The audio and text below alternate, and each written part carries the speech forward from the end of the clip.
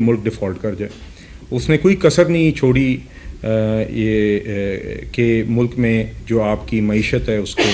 دھچکا لگے. اس نے I am F کو چٹھیاں بھی لکھیں. پہلے جب اس کی اپنی حکومت جا رہی تھی تو اس نے جاتے جاتے خود ہی آئی ایم ایف پروگرام کو سبوٹاج بھی کیا, ملک کو ڈیفالٹ کی طرف دھکیلا بھی. اور جب ہم نے 2022 میں پی ڈی ایم کی حکومت آئی تو اس ٹائم پر جب ہم نے اسی آئی ایم ایف کے پروگرام کو ریوائیو کرنے کی کوشش کی قومی مفاد میں, تو باقاعدہ آئی ایم ایف کو چٹھیوں کی کاپیاں بھیجی گئیں تب, اور باقاعدہ اس ٹائم پر ان کے وزرائے خزانہ کی آڈیو لیکس بھی آپ کے سامنے, جس میں اس چیز کی کنفرمیشن ہوئی کہ کس نیت سے وہ کام کیا گیا تھا. اس کے بعد بھی پچھلے سال پھر سے آئی ایم ایف کو ایک چٹھی لکھی گئی, اور ہر دفعہ یہ کوشش ہوئی کہ جو ملک ہے وہ ڈیفالٹ کر جائے, پی ٹی آئی کو کہ مجرموں کو جو جیل میں بیٹھے ہیں ان کو آزادی مل جائے اور ان کو پی ٹی آئی کو واپس کرسی مل جائے. بے شک اس کو حاصل کرنے کے لیے ملک کو ڈیفالٹ ہونا پڑے, یہ بھی پی ٹی آئی کو قابل قبول ہے. بے شک اس کے لیے ہمارے سفارتی تعلقات کو آپ ہیوی کسی قسم کی کا دھچکا یا چوٹ دیں, جس طرح سائفر کو استعمال کر کے امریکہ کے ساتھ کوشش کی گئی. تو دیکھیے ہم نے دیکھا ہے کہ پی ٹی آئی کا جو ایک مستقل بیانیہ رہا ہے وہ پہلے کبھی وہ پاکستان کی معیشت کے خلاف بیانیہ ہوتا ہے, کبھی وہ پاکستان کی سفارتکاری کے خلاف بیانیہ ہوتا ہے, اور ایک مستقل سطح پر تو میں کہوں گا پاکستان کے دفاع اور پاکستان اٹ سیلف کے خلاف ایک بیانیہ چلتا آ رہا ہے. آپ دیکھیے کہ ایک مستقل سطح پر انریلنٹنگ پی ٹی آئی کی اپنی افواج کے خلاف ایک باقاعدہ ایک کیمپین ہے, سوشل میڈیا پر کیمپین ہے, اور ٹاپ ٹو باٹم ایک کیمپین ہے, جس کا آغاز جو ہے وہ پی ٹی آئی کے اپنے سو کالڈ لیڈر سے ہوتا ہے جو کہ اڈیالہ میں بیٹھا ہوا ہے. ابھی بھی آپ 8-10 دن پہلے کا ان کا ایک ٹویٹ دیکھ لیں جو آج بھی قائم ہے. آپ اپنے فون کے اوپر ابھی آپ کھول کے دیکھ سکتے ہیں کہ اس شخص کے ٹویٹر ہینڈل پر آج بھی وہ ٹویٹ قائم ہے جس کے اندر وہ باقاعدہ اپنی حکومت کے خلاف, اپنے افواج کے خلاف وہ والی زبان استعمال کر رہا ہے جو ہمارا دشمن استعمال کرتا ہے. چاہے وہ پاکستان میں دہشت گردی کے متعلق اس کی باتیں ہوں, چاہے وہ افغانستان کے خلاف جنگ کے متعلق اس شخص کی باتیں ہوں. آپ ابھی وہ الفاظ نکال لیں, میں دہرانا نہیں چاہتا یہاں پر, مگر آپ آج بھی دیکھ سکتے ہیں کہ کیا زہر اگلا جا رہا ہے, اور اس شخص کا ٹویٹ آج بھی وہاں پر موجود ہے. یہ نہیں کہ اس کے بعد کوئی اس کو پچھتاوا ہو گیا ہو یا انہوں نے ڈیلیٹ کر لیا ہو. وہ باقاعدہ ملک دشمن زبان بار بار استعمال کرتے آئے ہیں, اور یہ صرف ایک ریسنٹ مثال ہے. اور آج پچھلے دنوں میں آپ دیکھ لیں کہ پی ٹی آئی کا اپنا ہینڈل جو ہے وہ اس کے مختلف حصوں کو اپنے لیڈر کے جو ملک کے خلاف, ہماری افواج کے خلاف زہر اگل رہا ہے, اس کو بار بار اس کے مختلف حصوں کو ٹویٹ کر رہا ہے, اچھال رہا ہے بار بار. اور یہی ہم نے مستقل پی ٹی آئی کی ایک پالیسی دیکھی ہے. آپ موجودہ سی ایم دیکھ لیں, آپ پچھلے سی ایم کے پی دیکھ لیں. علی امین گنڈاپور صاحب کی تو الفاظ ایسے تھے جو کہ مودی نے پھر استعمال کیے ایف اے ٹی ایف کے اندر. تو آپ کی ایک جماعت پی ٹی آئی کی مستقل ایک پاکستان پر حملہ کرنے کی ایک روایت اب بن گئی ہے, اور یہ بھی بات کوئی نئی نہیں ہے. دیکھیے 9 میں اٹ سیلف ایک مثال ہے ملک پر اپنی افواج پر فوجی تنصیبات پر حملہ کرنے کی. اس سے بہت پہلے بھی آپ نے دیکھا ڈی چوک پر قبریں بھی کھدیں, پی ٹی وی کی بلڈنگ پر حملے بھی ہوئے, اور بار بار اپنے افواج اور اپنے جوانوں کے خلاف ایک کیمپین جو ہے وہ چلائی گئی. اور ہم نے دیکھا کہ یہاں پر ماضی میں ابھی اس کی ایک اور میں آپ کو چند مثالیں ختم ہی نہیں ہوتی. یہاں پر وقت ختم ہو جائے گا, مثالیں ختم نہیں ہوں گی. آپ دیکھ لیجئے پچھلے سال ڈیٹ کے اندر پھر یہ کبھی کبھی کہتے ہیں ہم سے انگیج کرنے, جتنا ہاتھ پی ٹی آئی کی طرف بڑھایا گیا ہے کسی اور جماعت کی طرف نہیں بڑھایا گیا. پچھلے سال آپ نے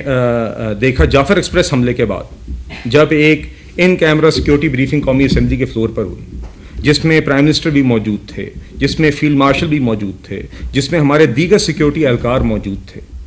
ان سب اور وہاں پر مقصد ہی یہ تھا کہ جعفر ایکسپریس حملے کے بعد ایک سنجیدہ گفتگو ہو دہشت گردی کے ناسور سے لڑنے کے لیے. وہاں پر انہوں نے آنے سے انکار کیا. اس کے علاوہ آپ نے دیکھا پہلگام ایکسپریس کے واقعے کے بعد ایک میڈیا بریفنگ ہوئی, بلکہ اسی جہاں پر ہم بیٹھے ہوئے ہیں یہاں پر ہوئی تھی, اس سے انہوں نے آنے سے گریز کیا. فلسطین کی آل پارٹیز کانفرنس پر نہ آنے کے ان نے بہانے بنائے, وہاں پر نہیں آئے. اور جب ایک مذاکراتی عمل ایاز صادق صاحب اسپیکر کی قیادت میں جس کا جب آغاز کیا گیا تو میز سے اٹھ کر یہ گئے, اور پھر کرتے کیا ہیں کہ روزانہ کی بنیاد پر اپنی اس فوج کے خلاف یہ بیانیہ چلاتے ہیں جس فوج نے ہمیں اسی سال ایک جنگ میں ہمیں فتح دی ہے بھارت کے خلاف, ایک جنگ جو ہم پر مسلط کی گئی تھی, ایک جنگ جو ہم نہیں چاہتے تھے مگر اس کو ہم لڑنا اور جیتنا جانتے ہیں. یہی ہماری افواج نے دکھایا. اور اس کے علاوہ وزیر اعظم شہباز شریف,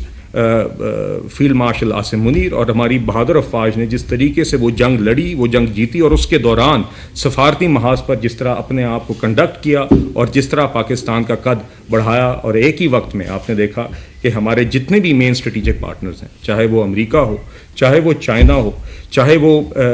آپ دیکھ لیں مڈل ایسٹ ہو, قطر ہو, سعودی ہو, ٹرکی ہو, سینٹرل ایشین اسٹیٹس ہوں, آذربائیجان اور دیگر اور ممالک, اسی طرح آپ بنگلہ دیش دیکھ لیں جہاں پہ تاریخی ایک ابھی دورہ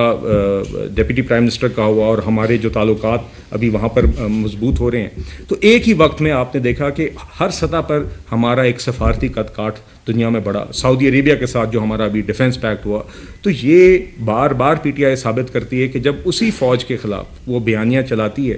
جس فوج نے یہ جنگ جیتی, نہ صرف وہ جنگ جیتی, اسی فوج کے جوان اور دیگر ہمارے لا انفورسمنٹ ایجنسیز کے جوان آج بھی ملک کے اندر قربانیاں بھی دے رہے ہیں اور اپنی زندگی بھی داؤ پر بھی لگا رہے ہیں دہشت گردی کے خلاف جنگ لڑنے کے لیے. تو ان کی سپورٹ کرنے کے بجائے ہم دیکھتے ہیں کہ بار بار پی ٹی آئی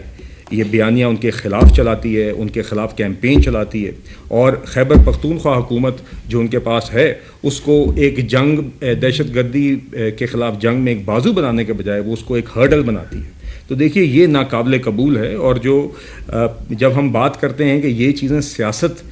کے لبادے میں نہیں ایکسیپٹ کی جا سکتی, ہم اس لیے کہتے ہیں کہ سیاست ہے کہ آپ قومی اسمبلی میں آ کے اور سینٹ میں آ کے اپوزیشن کریں, آپ حکومت کی کسی پالیسی پر تنقید کریں, آپ معاشی چیز پر ہم سے کوئی آ کے بحث کریں, مگر آپ وہ تو نہیں کرتے. آپ قومی اسمبلی کے فلور پہ بھی نہیں آتے, آپ آتے ہیں تو صرف کتابیں مارنے, شور شرابہ مچانے آتے ہیں. کوشچن آور, کالنگ اٹینشن نوٹس پہ آپ آتے نہیں ہیں جہاں پہ قوم کے ایشوز ڈسکس ہوتے ہیں. اسٹینڈنگ کمیٹیز سے ساری آپ نے بوائیکاٹ کیا ہوا ہے, وہ کام آپ نہیں کرتے. آپ قومی اسمبلی کو بھی یوز کرتے ہیں صرف ایک مجرم کی, 190 ملین پاؤنڈ کے مجرم کی رہائی کے لیے اور ملک کے خلاف بیانیہ چلانے کے لیے. دوسری بات جو میں کرنا چاہوں گا جو اس سے جڑی ہوئی ہے وہ یہ ہے کہ آپ نے دیکھا کہ ہماری افواج نے پچھلے دنوں میں ایک خود احتسابی کی ایک مثال قائم کی. آپ نے دیکھا کہ جنرل فیض حمید کی کنوکشن کا اعلان ہوا کورٹ مارشل پروسیڈنگز کے بعد, اور یہ فوج نے, ہماری آرمی نے یہ ثابت کیا کہ وہ خود احتسابی کرنے کو تیار ہے اس حوالے سے. اور جس رینک اور جس پروفائل اور جس طرح کے منصب رکھنے والے شخص کی انہوں نے واقعتاً یہ دکھایا کہ وہ اس لیول پر بھی خود احتسابی کی مثال قائم کرنے کو تیار ہیں. اور ایک ڈیو پروسیس کے بعد جس میں 15 مہینے پر محیط ایک لیگل پروسیس ہوئی, جس میں 4 چارجز ان کے خلاف پروسیکیوشن ہوئی, جس میں انوالومنٹ ان پولیٹیکل ایکٹیویٹیز بھی تھا, آفیشیل سیکرٹ ایکٹ کی وائلیشن بھی تھی, مس یوز آف اتھارٹی بھی تھی, اور کسی پرسنس کو ڈیمیج کرنے کی بات تھی. چاروں چارجز کے اوپر آپ نے دیکھا کہ 15 مہینے کی طویل پروسیس کے بعد, جس کے اندر